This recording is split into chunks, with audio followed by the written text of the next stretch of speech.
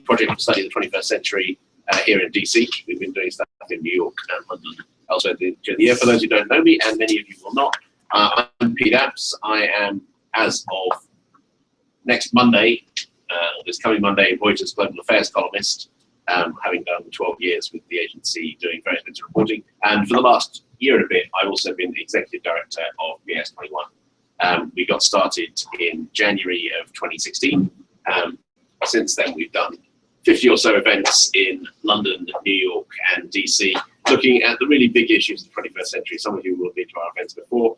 Sometimes we look at sometimes we look at really big picture issues. We're looking at having a very sort of esoteric discussion, probably next week, on the nature of narrative and conflict. Sometimes we look at the changing world, geopolitics, domestic politics, and sometimes we look at individual situations which tell us a lot about the bigger picture. Today we're talking about Syria, which I think is rapidly shaping up, if it's not already, to being the worst and nastiest war of the 21st century, beating off some solid competition from the Democratic Republic of Congo. To probably pick that top spot, we've got two of the very best people in Washington, D.C. With probably more experience on the ground in Syria than the entire rest of the foreign policy committee put together. Andrew Tabler, Senior Fellow at the Institute for Near East Policy, very experienced Syria policy expert who worked in Damascus for several years, and Rasha Elass, formerly a journalist for Reuters, as well as NPR and various others, was in Damascus until the second half of 2014, and so covered on the ground the first, probably half or so of the war so far, and has continued to cover it since. We want to keep things very conversational. We are on the record and we are being live streamed. So we'll try and keep this conversation as possible. We'll talk amongst ourselves in the panel and use our status to monopolize the first, maybe third of the conversation, and then we'll open things up to Q&A thereafter. I want to start with you, Rasha, as the person with most recent experience in Damascus. I mean, is the feeling now that the war is kind of half over, 2/3 over? We've had a lot of these talks, or that this could go on for a very long time? It always depends who you ask in Syria, but I think the general feeling is that among Syrians is that they're kind of out of the equation. It just seems that there are all these players deciding the fate of Syria, and when you talk to Syrians across the political spectrum, they want to know your opinion, or even they'll reveal their opinion, but basically it revolves around, do you think they're gonna wrap it up? They meaning the superpowers, Russia, the US, Iran, Turkey, Saudi Arabia. I think that's the general feeling right now, is that the Syrians have completely lost control over the destiny of their own country. And at what stage did that happen, do we think? I mean, is this something that's happened in the last year, or actually going on from the beginning? I think the minute that the Russians came in and started with the airstrikes, it sort of delivered this heavy-handed message to the Syrians on the ground that this is basically in our hands, us, the Russians, and of course it's in the US hands, and Saudi Arabia and everybody else that seems to be talking about Syria, sometimes even meeting, holding meetings in Geneva without any Syrians being present. So none of this is lost on the ordinary Syrian on the ground. I mean, Andrew, is that your take? We've kind of moved into a game where I mean, and to what extent is it the regional powers? I mean, we've talked about the Sunni and Shia face off in the Middle East for a long time. To what extent has it moved beyond that now to the really big points? First of all, thanks for putting this together today. It's great to be here with Rasha. We met how many years ago in Damascus? Yeah, back when all things were a lot different. So earlier this year, prior to the Russian intervention, I think we were closer to a model where we had primarily spheres of influence of neighboring countries and regional countries inside of Syria. So you had a Turkish sphere of influence, a Jordanian sphere of influence, an Israeli sphere of influence, although very quietly, and certainly an Iraqi sphere of influence, at least in the form of Daesh, and a Kurdish sphere of influence, which was kind of the outlier. And that model still holds, but the difference now is that now we have an international layer which is incredibly thick. One of the U.S. layer has been there for a while, covertly with neighboring countries. but also concerning U.S. coalition bombing strikes of ISIS, which controls about 52% of Syrian territory or so at the moment. That layer was significantly thickened, but it's a divided layer with Russia's intervention in the western, primarily western parts of Syria at the end of September. That has been a dramatic game changer. Changer to what? I'm not sure. But the strikes have been devastating. We're talking about hundreds of sorties a day, well over 6,000, close to 7,000 sorties. Closer to 7,000 sorties now. I mean, how would that compare to what the Syrians were doing before? Because it's not like these places have been lightning bombed. Very, that's true. But primarily, barrel bombs are nothing compared with what the Russians are dropping on Syria, and primarily on non-ISIS targets. According to U.S. estimates, are about 20% are directed against ISIS or Jabhat al-Nusra. The rest are not. But they're dropping the same kind of ordnance that the United States dropped on North Vietnam and neighboring countries in the 1960s, so dummy bombs. U.S. has been dropping very precise munitions with the idea of not... so we're talking the full Grozny, basically. Oh, yeah. And so what they're doing, it's very interesting. So the Russians, they know very well the weaknesses of the regime. It has political strengths in the sense that it's a unitary actor. It has all the trappings of state. But it has one major shortcoming that has been unable to get over, and that is manpower. Bashar al-Assad's tactics, combined with the minority nature of the regime, have meant that a lot of the Sunni majority population will not fight in the armed forces or are unreliable. So in order to bridge that gap and to allow the regime to go on the offensive prior to the peace talks, which are going on at the moment, they've done two things. They have been bombing consistently in an escalated fashion throughout moderate and mixed areas of Syria, especially in the north and to a certain extent in the south. That has cleared out communities. So when you get everyone to run out of a community and go from the Turkish border or the Jordanian border, it's very easy to take and hold an area with a limited number of troops. It's ethnic cleansing through bombings, essentially. So that's one thing. Second is that they have, what's been very interesting and has raised eyebrows, particularly in the southern part of Syria, is that Russian bombardments have been assisting combined Assad regime, Hezbollah, and Shia militia activities to retake villages and cities in Syria. And the big example in the south was Sheikh Meskin, where the Syrian Arab Army showed up with Hezbollah and Shia militias in force. I mean, there have been places where the Hezbollah flag is the first one to go up after a city is taken. Particularly in the north, that's right. But in southern Syria, there are, in the north, there were some Shia villages which were besieged, so there was a reason for them to be there, so to speak, at least in a sectarian sense. In southern Syria, there are just not that many Shia. It's just, and so for the fact that they're there, to me, indicates that the manpower shortage still hasn't been bridged. And that's going to be the main thing that determines how enforceable whatever ceasefire is going to be. And that's not something the Russians are willing to fill in, right? We're not going to see large numbers of Russian ground troops. No, other than volunteers. I haven't seen in some special forces. We do see some deployments, but they're limited in scale, and I don't think they're going to be sending large ground contingents. So I mean, I want to come back to how the Syrians are doing this in a second, but I mean, on the Russian side, on the air side, there's almost no comparison between what they're doing and what the US is doing. On the ground side, in terms of advice, it's a much more similar model, presumably, right? Similar model to what the Americans would be doing in Syria, or small numbers of special forces. Correct. Small numbers of special forces. But remember, the Russians have a sovereign base outside of Latakia. So, as per the agreement between the Syrian government and the Russians, that base is controlled by the Russians, and from there, you can have operations that could presumably go the whole way over Syria. There's also some indication that the Russians are also making inroads with the Kurds, and that's another big development, both in northwestern Syria as well as the development of their base in northeastern Syria. And I want to get to the Turkish, Kurdish, Russian shambles in a second, but to come back to the sort of the Syria situation, I mean, to what extent do the armed forces of Syria, or indeed the Syrian state, still exist in any coherent sort of way?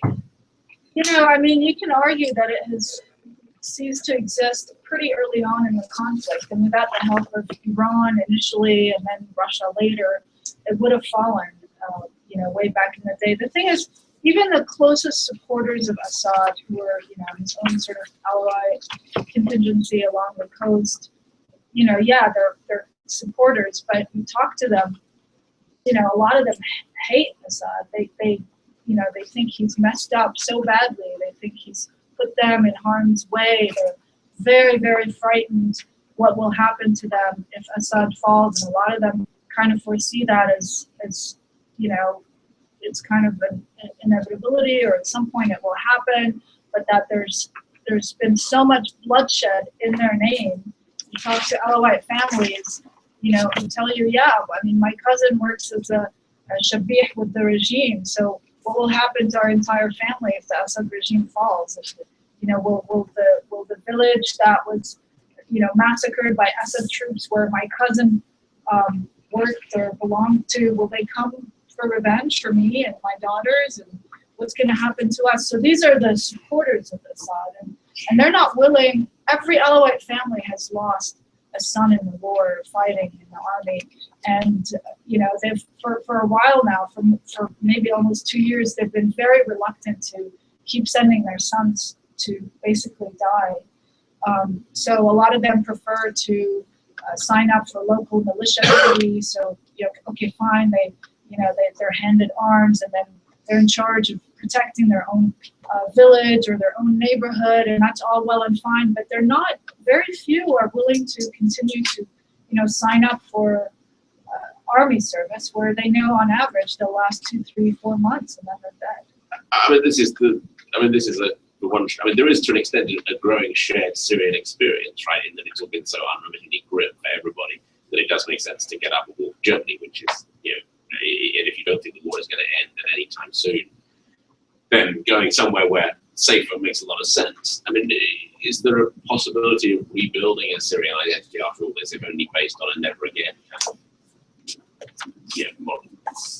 Yeah, I mean, I think that's an excellent question, but, you know, to be honest, as long as there are so many outside regional powers so heavily involved in Syria, it's going to be very difficult. I mean, Syrians are having trouble hearing themselves think, let alone hearing each other speak, you know, under all this pressure. So, yeah, go ahead. Well, I mean, I guess there are two competing challenges here, right? One is to get the grown-ups, though one hesitates to call them that, given that they seem to be responsible for a huge chunk of the suffering at the moment, the big boys to sort things out. And the second is, even assuming that you can reach a deal between the great powers, that actually that Syria on the ground, you know, plays ball with that and is willing to do whatever the new imaginary Syrian government, be it an Assad government or a government of national unity or whatever it turns out to be, whether any entity like that could ever hold. I think it's just really hard to say, because you kind of have to go back in history and think, okay, well, you know, what does it mean to be Syrian? What does it mean to be a modern nation state called Syria? They still, even from day one of the uprising, you know, people couldn't quite agree on whether Syria should be called the Syrian Arab Republic or forget Arab, or should it be Muslim or non-Muslim, or a lot of people, the average Syrian doesn't even understand what a secular state means. They think it means an infidel state. They think it means, oh, you mean you want a secular state, so then I will no longer be allowed to pray, so that prayer will be criminal? No, you know, I mean, that's sort of the general understanding. So I can't identify, from my time there in Syria, I could not identify sort of a common thread across the line in Syria of sort of, you know, what people perceive a modern nation state called Syria to be. You know, people still think in terms of, you know, not necessarily sect. I mean, people weren't necessarily thinking along sectarian lines, but there was still the legacy of pan-Arabism, you know, up until before the uprising in Syria, and that's long been shattered and long dead. So I don't see anything taking hold instead of pan-Arabism or sort of the old ideology that was there, the Baathism. When it comes to a common thread, Andrea, if you could just explain to me in a couple of sentences what U.S. policy on Syria is, that would make my life a lot easier. So U.S. policy, I know that, I mean, this kind of sounds like Charlie Wilson's warfare, I guess, but specifically where Charlie goes to meet the CIA case officer in Kabul. But So our policy, the U.S. policy at the moment, is to settle down the Syria conflict through selective ceasefires between moderate, non-terrorist UN-designated organizations and the Syrian regime. That process is outlined under Security Council Resolution 2254, based on the Vienna documents and ultimately the Geneva Communique, which originally, when it was formed in 2012, dealt with a formation of a transitional governing body.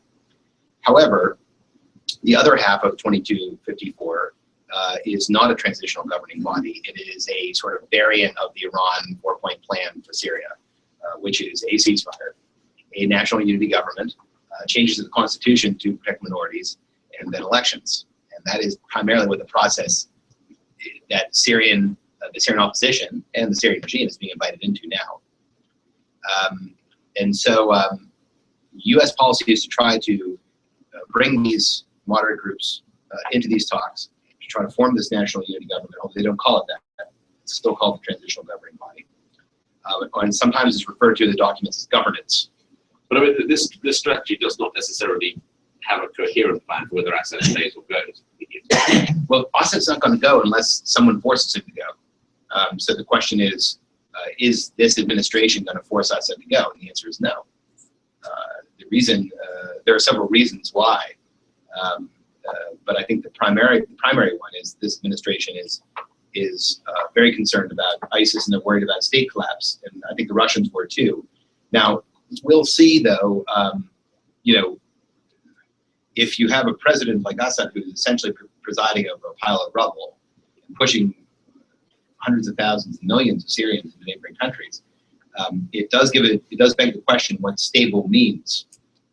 And I think the new normal for Syria is it's not going to be stable. They're just going to try and manage parts of it. But the migrant issue will be the biggest thing this summer, and many more migrants from Syria will probably hit Europe. I mean, this creates a whole new circle of problems, because I mean, the migrant problem, and this will come into a discussion we're doing on the future of Europe on part 7, is actually destabilizing an entire, it's quite dangerous continent where the systems of the European Union are not very able to handle it. Yes, and it's not only that on a bureaucratic level, but the arrival of these migrants has strengthened the criticisms from far-right parties in Europe, many of which are closer to Russia than they are to the United States.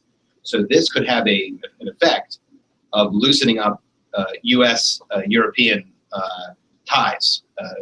And of course, the ultimate effect of that would be on two things, I think. One is Ukraine, and the second would be on NATO's recent expansion into Eastern Europe, which is ultimately, I think, what the Russians feel comfortable about. So, I mean, this brings us to a really horrible mess. I mean, to what extent is the U.S. government divided within itself on how to handle this situation? It's not that it's, well, all of the options now are bad, and there's a policy cap on this concerning a couple of things. One is the use of force outside of the battle against ISIS.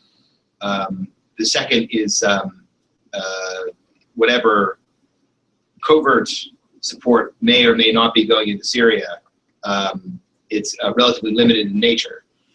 That pales in comparison with what the Russians have the Russians are ready to win it, essentially, and the Americans look less so. Well, yes, because the Russians, you can say what you want about the Russians, and I've had a big chance to talk with them in Russia about this. But they have a plan. They've had a plan for years, and it has a political aspect to it now. And so the quagmire, the state, essentially, right? Well, it's to prop up Assad, to make him the basis for a settlement in Syria, or at least the Assad regime. But they have a plan, and they're willing to put their money where their mouth is, and weapons. The U.S. does not have a plan. And unfortunately, that has given the Russians, for now, the advantage. We'll have to see if the quagmire that President Obama has talked about so many times actually comes about. Right now, it's just unclear. You mean a worse quagmire than the one that currently exists? Something like that, yes. I mean, Rasha, if in Washington, the priority is the ISIS war, and the Syria war is kind of a distinctly subordinate thing. I mean, if the US, I don't think any of the discussions of the election on either side have really challenged candidates to come up with a Syria plan, they need an ISIS plan. I mean, how important is ISIS within the Syria context to actual Syrians? I think mostly the Syrians that care most about ISIS are those who have to live under ISIS rule. But Syrians who are outside those territories, they don't, they don't perceive ISIS as a real threat. They know it can't take hold in other parts of Syria. It can't take hold in Damascus, for example. It can't. It's gone as far as it's going to go, right? Yes. In terms of territory, with a handful of exceptions, maybe. Yes, of course, and of course there are all sorts of conspiracy theories surrounding the rise of ISIS and the role of the regime and all that stuff. And actually the role of the regime is beyond just a conspiracy theory. I mean, they kind of contributed by releasing a lot of jihadists early on and not engaging with ISIS very early. Do you think the regime thinks it's gained from the rise of ISIS? I mean, it's dragged in the Russians and the Americans in a way that may be useful for the regime, right? Yeah, absolutely. I mean, this is a classic strategy. I mean, corporations call it the poison pill. When someone's trying to take over your corporation, you go buy some toxic assets and you're like, here, come buy us now. It's sort of the same, the same concept of, you want to get rid of me? Well, here, do it now with ISIS around. So of course he's gained, and this was always part of his strategy. And he continues not to engage with ISIS and not to bomb those areas for the most part. I mean, there's an element of also deconflicting in the American war, right? I mean, that's when the US has been fairly clear in warning other countries off operating in the areas where they're doing so. Yeah, deconflicting, you mean with the Russians? Well, I mean, the Assad's not going to risk what's left of his Air Force where the US Air Force is doing stuff in case they get going down the sky. Yeah, no, absolutely. Fair enough. Yeah. I mean, to what extent, if we look at the regional power game, which is how a lot of this got started, I mean, the Saudi-Iran face-off that we talk about has probably got worse over the last year with the Iran deal. Is that still driving the conflict on the ground, or is that now so subordinated to the Russian-US face-off that it's less relevant?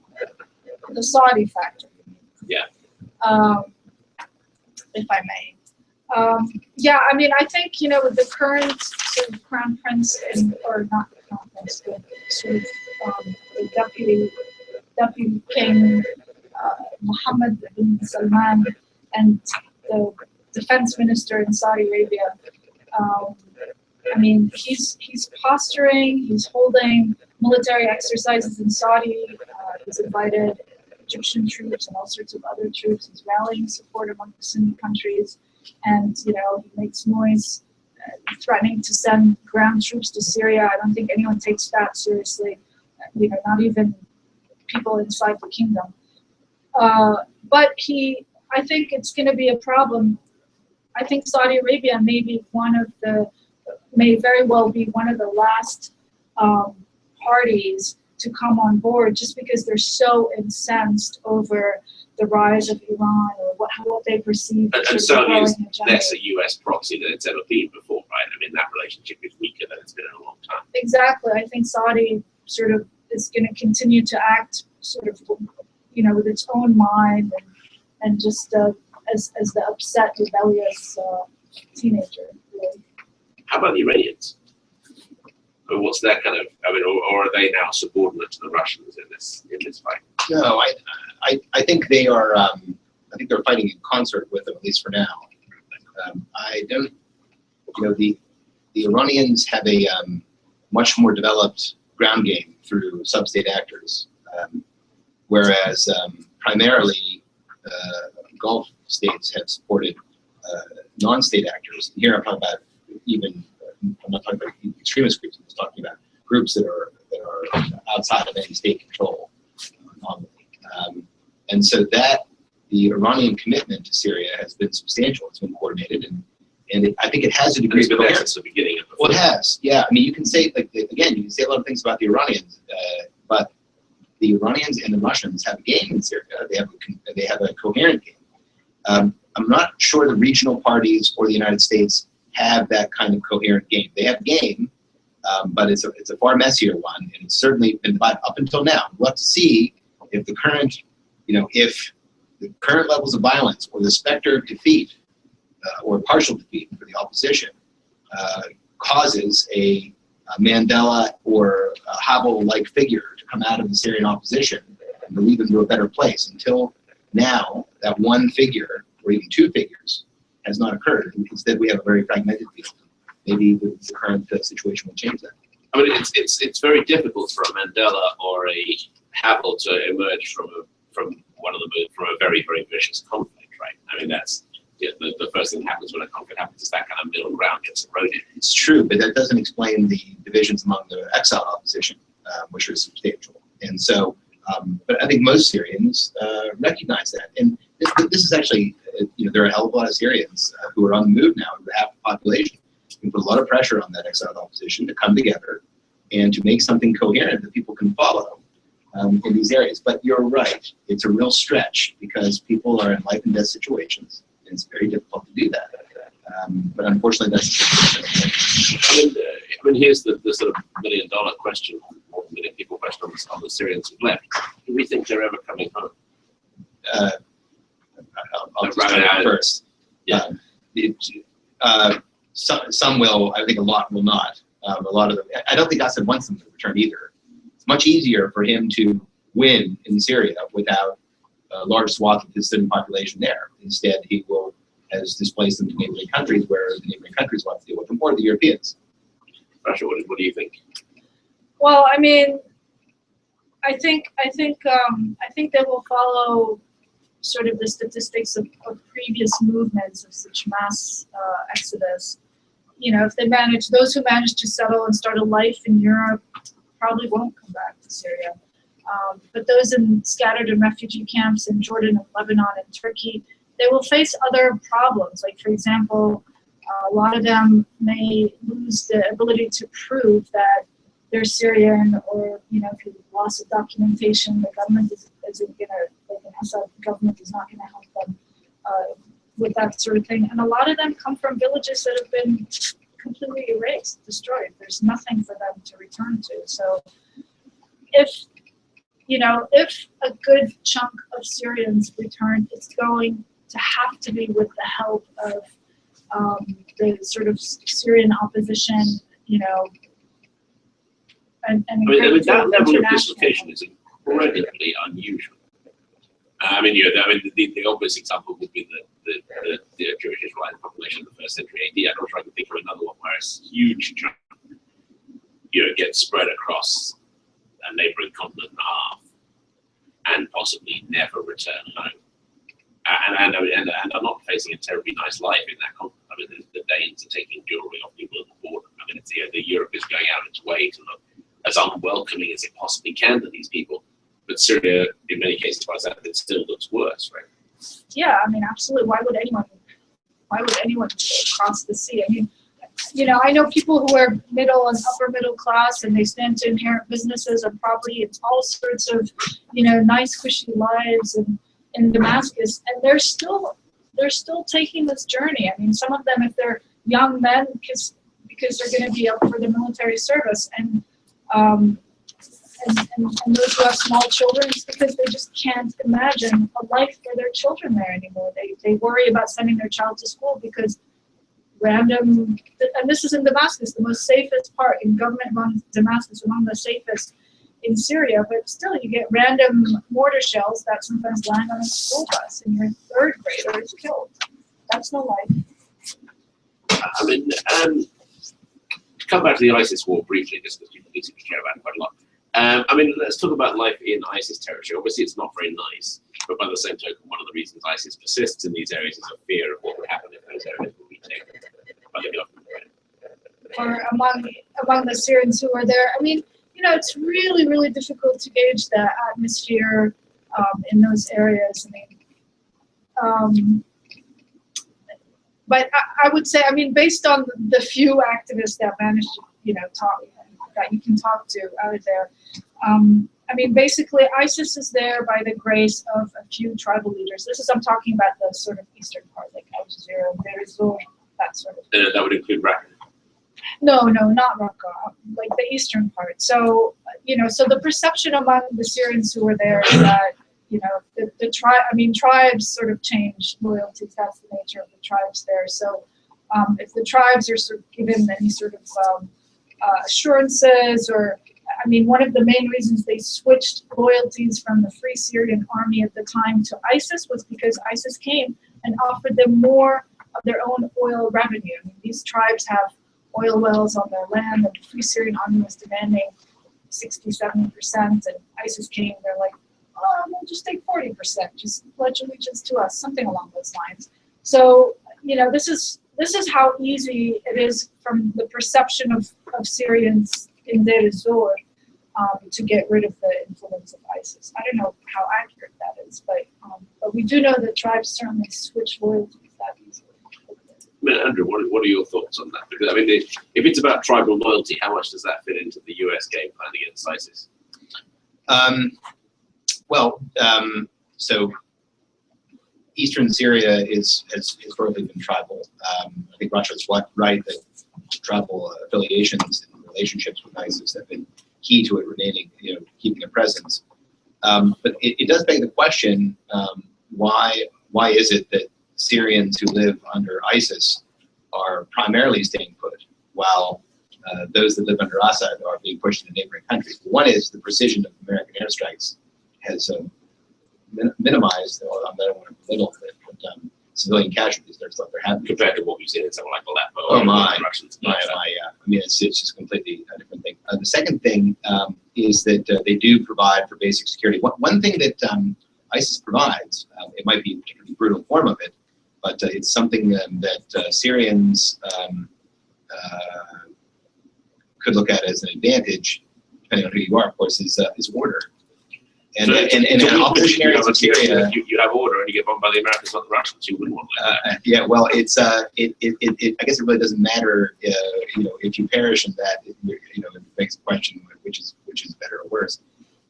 But in a place where there is so much chaos, I can just tell you from my own journeys into Syrian border regions to understand just how really utterly chaotic it was. I remember going to my first refugee camp inside of Syria. Having refugees, I showed up in my guides who weren't supposed to be there, or who were supposed to be there were not, and I was waiting, and the people from the refugee camp were very nice, greeted me, took me to a tent, and started talking with me, and they asked me the first question, and they said, "Can you just tell us one thing?" And I said, "Sure, what?" I was expecting Barack Obama, is he a Shia, or all and they said, "Can you tell us who runs this camp?" And I just looked at them, and I thought, my God, what a situation. And I think in ISIS-controlled territories, for better, certainly for worse, it's that who's running the show. Yeah. Unfortunately, they're antithetical to U.S., Western, and probably most local interests. But they do protect the communities that they're in, and that might give people who live under them exactly what they need at the time. What I'm fascinated by this idea that one of the levels of protection that they offer is that that only the ISIS HQ gets blown up, whereas if you live in a moderate opposition controlled area, we have better enemies. The Russians going downtown and removing half the city centre. I don't quite know how you play with those kind of sort of arbitrages. The people around Assad himself. The Alawites who are stuck in the regime, but they've got nowhere else to go. They're steeped in blood, too deep to get in or out. Where do we think they stand? What leverage could be exerted on them at this stage? In terms of negotiating,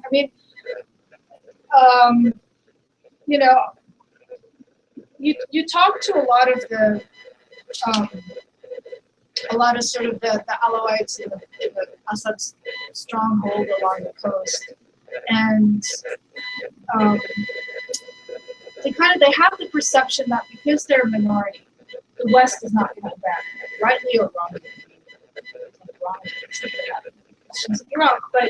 But they believe, okay, well, we're a minority, so the West is never going to, allow us to be slaughtered. We can sort of go as far as we need to go to get through this crisis, and for as long as we have some sort of wink-wink agreement that we're not going to attack Israel, the West is definitely going to stand by us. I mean, that's sort of the general perception. So I think the best way to engage sort of the Assad inner circle or the Assad supporters, and I say supporters, I put it in quotation marks because I don't think he has actual supporters except for his very close inner circle. We're talking more the people who would rather keep him than go down another route, right? It's not quite the same as being a supporter. Yeah, exactly.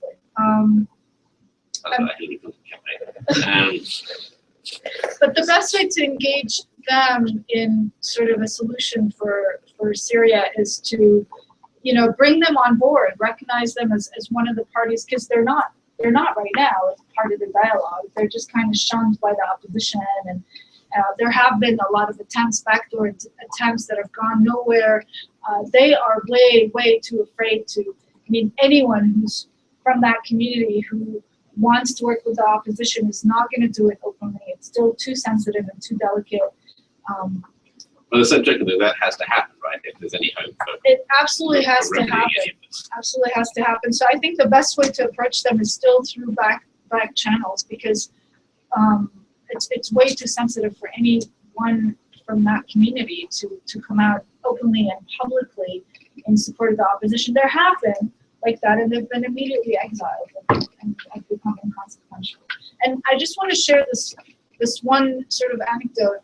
I attended a service in a church in old Damascus in like mid-2014, and this is, you know, we always hear in the conflict that, oh, the Christians and other minorities support Assad, but this is the extent of the support. The priest was delivering a sermon, and he mentioned Jesus and Assad in the same breath, you know, basically almost looking over his shoulders. I mean, that's sort of the extent of fear. This is not because the community thinks Assad and Jesus are on the same level, but it's really that's without the extent. Assad, Yes. that community may cease to exist. And also, if I don't keep saying, you know, without Assad, then I might be exiled or disappeared or slaughtered. I mean, that community is actually under more pressure, you can argue, from, you know, the secret police and the intelligence than even the regular Sunnis.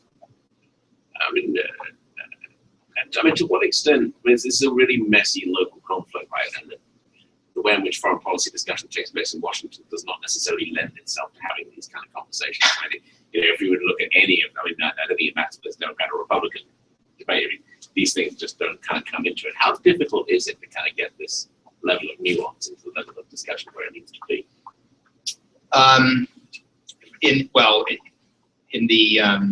So, you know, a couple of things. One is there is a lot of analytical work on Syria, which is quite good, and in that sense, it has raised the level within government, outside government, both. Well, the government has enormous assets that they've devoted to Syria. And the problem is not lack of information or lack of analysis.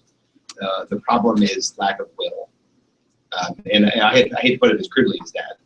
We'll just have to see if it lack of will or lack of decision, because there's an element of both, right? I think it ultimately comes down to the decision making of the president.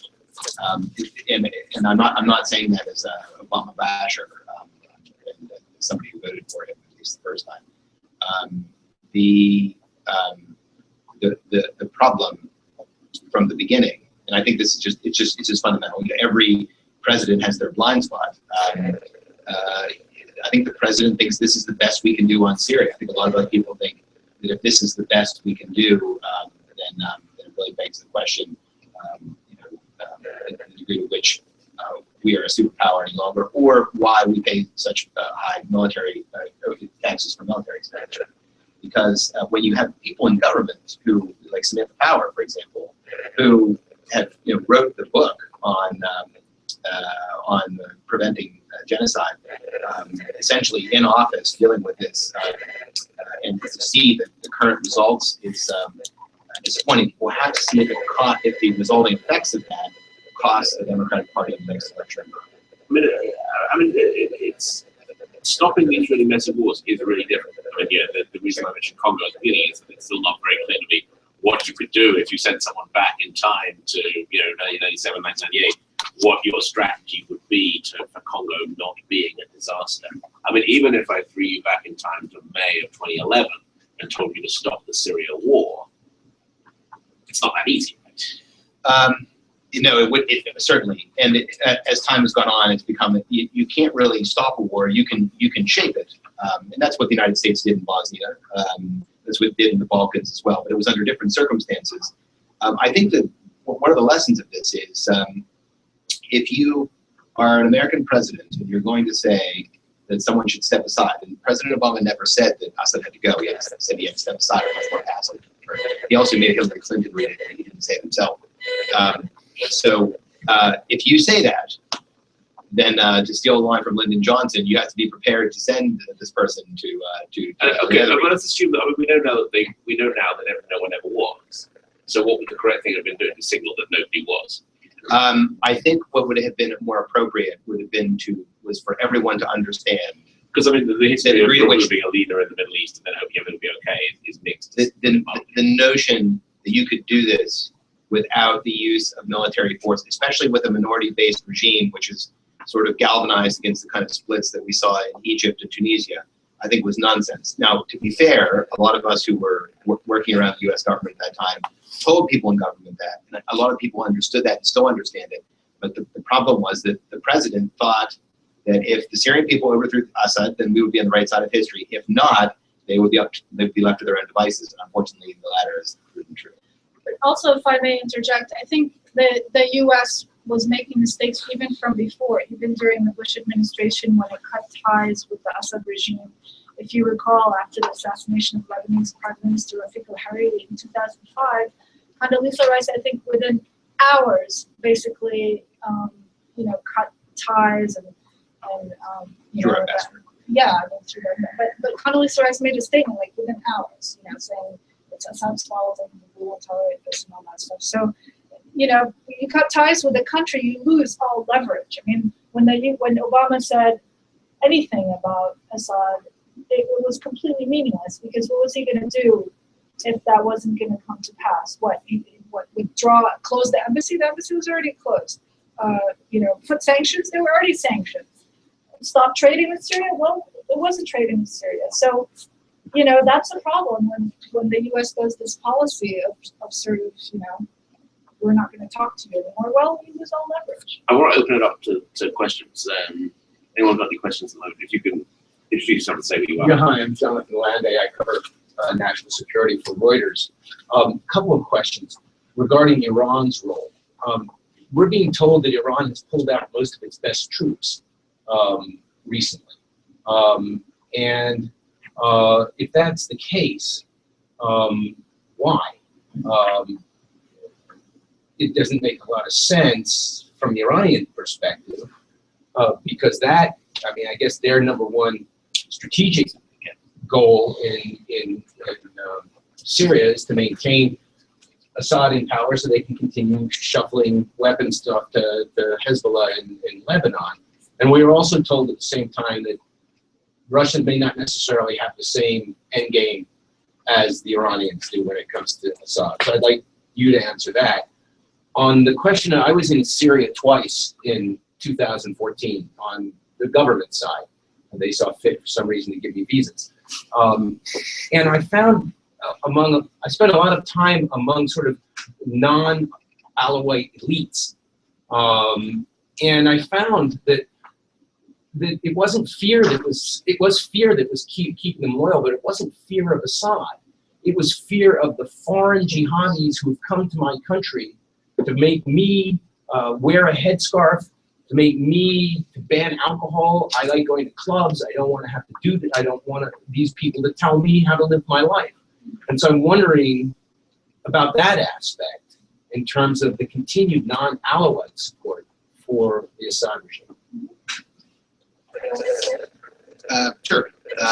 So in terms of, when we talk about best troops, Iran has not deployed, Iranian army per se. Right, but I'm talking about IRGC. Quds Force. We still see them being killed on the front line, so it's hard for me to determine that yet. the involvement of Lebanese Hezbollah as well as the different Shia militias, which are organized by the Iranians and IRGC, indicate that their presence is still there, but perhaps is disguised in a certain way. I met members of a Syrian Hezbollah when I was there as well. And yes, that's true. Those guys. There have been, so that's, one of the interesting parts of the way this war has evolved is that the Assad regime, which is holding on in the country, particularly in the West, is not the same. It's not configured in the same way.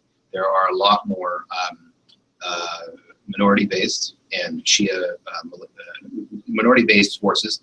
The Syrian Arab Army and the National Defense Forces now, which are trained by IRGC on some occasions, are roughly the same number, plus these Shia militias, which are also controlled by IRGC. So the regime is not the same old regime that we've dealt with in the past.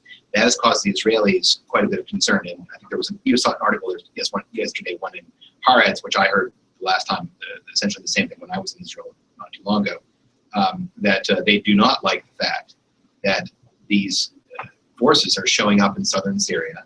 They don't like it that they're in Sheikh Meskin when the regime took that area.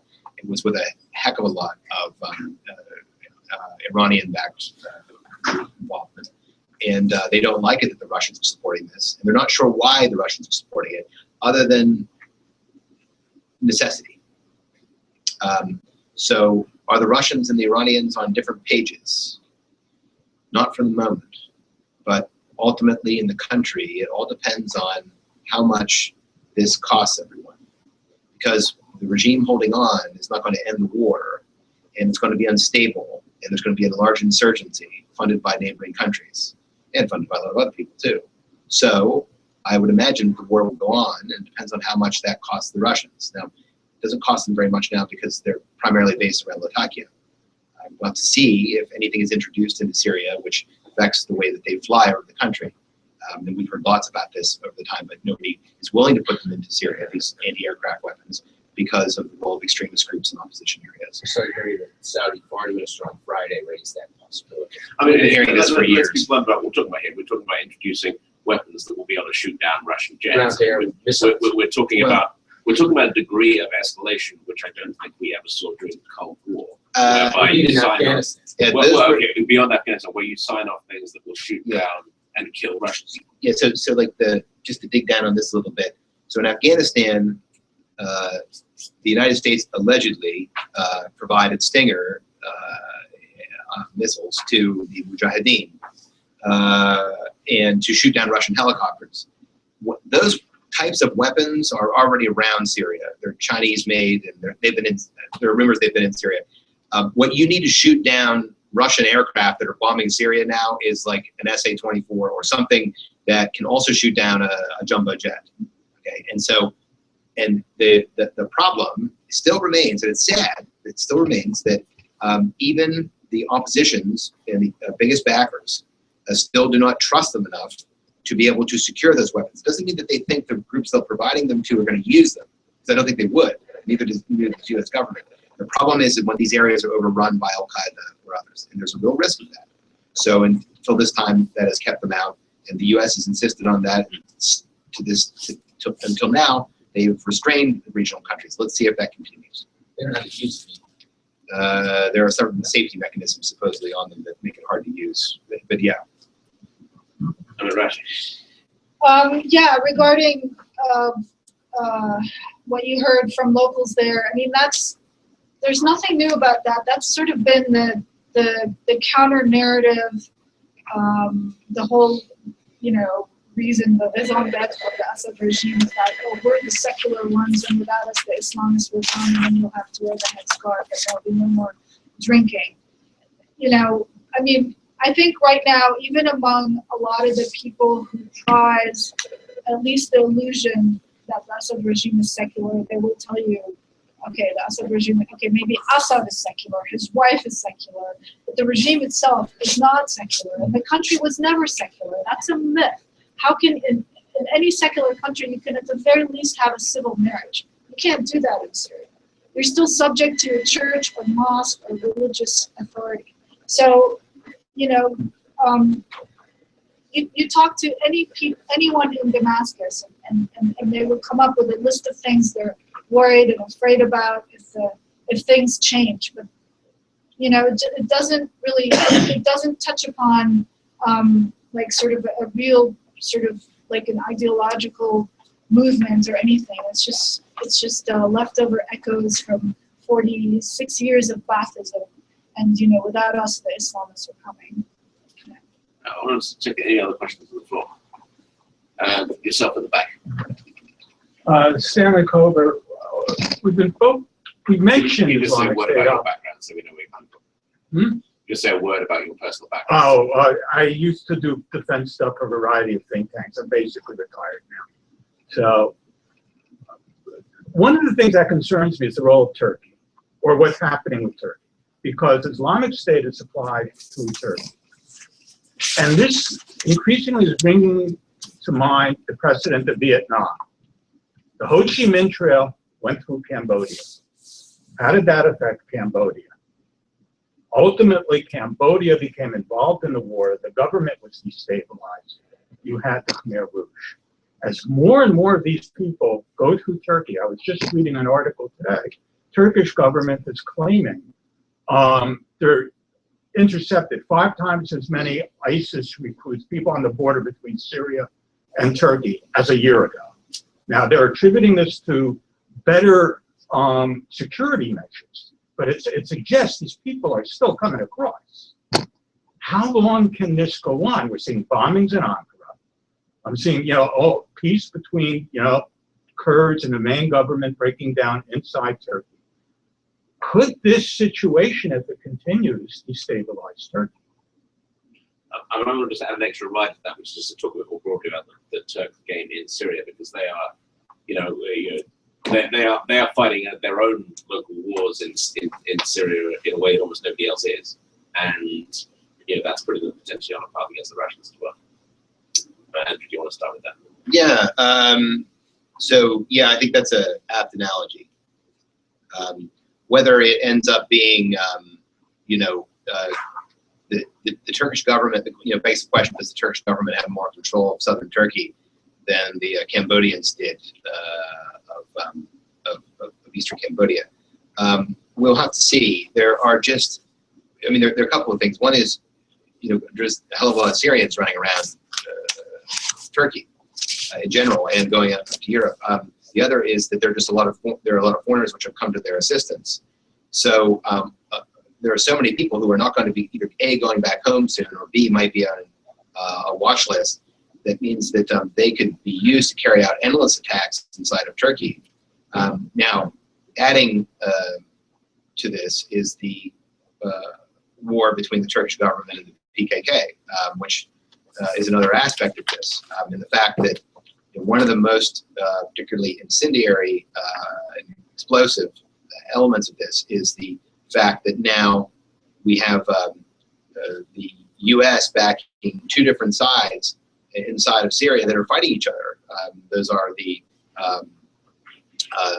groups along the Turkish frontier among the Syrian Arab opposition, back to fight ISIS, and now fighting the PYD, YPG elements, which we also support. So I think there's a real risk now that, you know, this, you talked earlier about the degree to which the region is playing a role inside of Syria. Now it's going to be an issue of the degree to which the Syrian conflict plays a role in neighboring countries, and maybe even Europe. And that is, again, another indicator of the, you know, the failure to contain this conflict until now. I mean, I don't know what's going to happen to Turkey. I know they've been playing very dangerous games from the start by allowing these jihadists to come through, and I know that the majority of Turks in rural Turkey outside of Istanbul and Ankara don't have sort of a visceral fear of ISIS jihadists. They view them as, oh, well, they're Muslims just like us, and they're not after me, they're not gonna kill me. So that's really sort of, therein lies the danger, I think, this sort of inherent underestimation among rural Turks, and I think among Erdogan's government as well, of the danger. of ISIS jihadists, and it may very well come back to bite the country. I don't know. Oh, and I think we'll wrap up and say, I have one last question. What do you think, if you were a betting man or woman, what do you think the ultimate fate of Bashar al-Assad would be? Oh boy. Because ultimately, that's the only thing he cares about. So it probably, if he's a reasonable man, and to a lesser extent those around him. Do we think he dies in bed in exile? Do we think he, is erased by somebody or other? What would your betting? Well, it's interesting. People that people don't normally leave the core of the Assad regime. They leave parts of it. You don't leave the core of the Assad regime unless it's in a coffin. Now, how he gets in the coffin and who does it is another matter. Ultimately, we know that Bashar al-Assad will leave the earth at a certain point. The game that he's in, though, is those parties that are backing him are not constrained by the same laws that the United States and the Western countries are in terms of how you settle things. And I think, you can say what you want again about the Russians and the Iranians, but they've been able to affect the situation.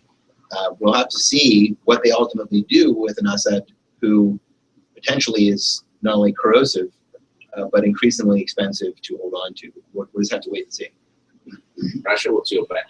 I mean, I agree that he's not going to leave unless it's in a coffin, and or really, really under major pressure. But that pressure would have to be from his closest friends and allies.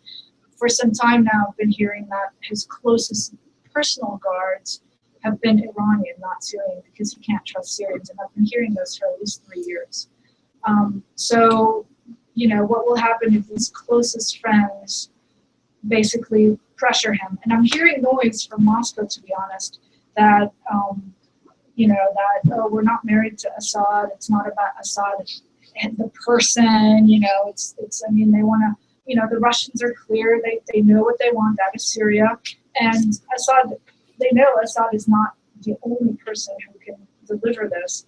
So I think, I think Assad's resolution will come from his closest friends, the Russians and the Iranians. And the Russians seem to also understand how to deal with him and where he's coming from when he insinuates things like, which as he did recently, that, without him, the Russians can't maintain their influence in Syria. And they came back with a very quick retort saying, I think a columnist in Moscow basically said that the tail is wagging the dog. And this columnist, he looks very closely. I mean, he's Moscow based. So Moscow is definitely sending messages like, don't pull the same crap we've been pulling with without me there will be ISIS, without me there are Islamists. We know what we want out of Syria, and we know we can get it with or without it. So. Can I say one? That was the last question. Yeah, well, so yeah. Yeah, I mean, I would. Oh, sorry. Keep going on this. No, it's okay. I can hold back. It's fine.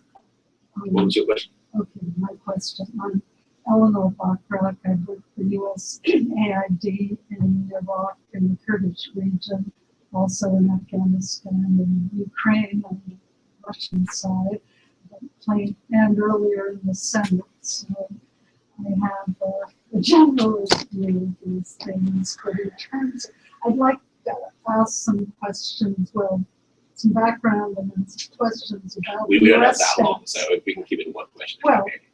Oh, no, it's one question basically. But you talked about rolling back various years. It seems to me you have to roll back at least to 2003 or 2001. It's clear that the American people are sick of war. Sick of wars with very indeterminate results. So they could have figured it out sooner, but didn't. And Libya has made it even more questionable.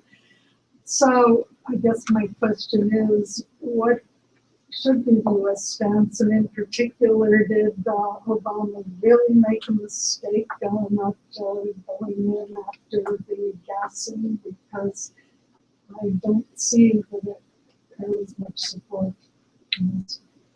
Yeah, the whole red line with the chemical attack. I mean, I think that's, in hindsight, I think even the Obama administration recognizes that was sort of a mistake. The mistake was the red line. All the mistake was not being it. Who knows? I mean, but the combination of setting a red line and doing nothing about it, bad idea. Well, I mean, there's the, there's no, could they have affected the situation had they struck the Assad regime airfields? Yeah, probably. The Assad regime does respond to the enforcement of red lines. We know that because Israel does it all the time. So would we not been able to get this chemical weapons deal? No guarantees on that either. They might have agreed. In fact, there's an argument that in the U.S. government that we could have got a better deal. Anyways, the larger issue, though, is this gets kind of to the, yes, the American people are war weary, but I'm afraid that the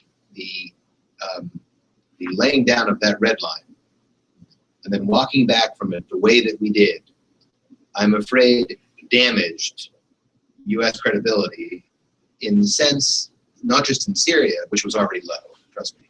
It never was. Syria was never an ally of the United States and for a variety of reasons. But I think cost us tremendously in terms of credibility and elsewhere in Europe. And I think that's going to be put to the test this year with the migrant crisis, not fully developed. We'll have to see how President Obama handles this on the way out and how a new president deals with it on the way in. But unfortunately, I think the new president is going to have to own this to a certain extent. The American people, I think, will have to decide the degree to which is some degree of military force acceptable, especially at the level of military expenditure that we're at the moment.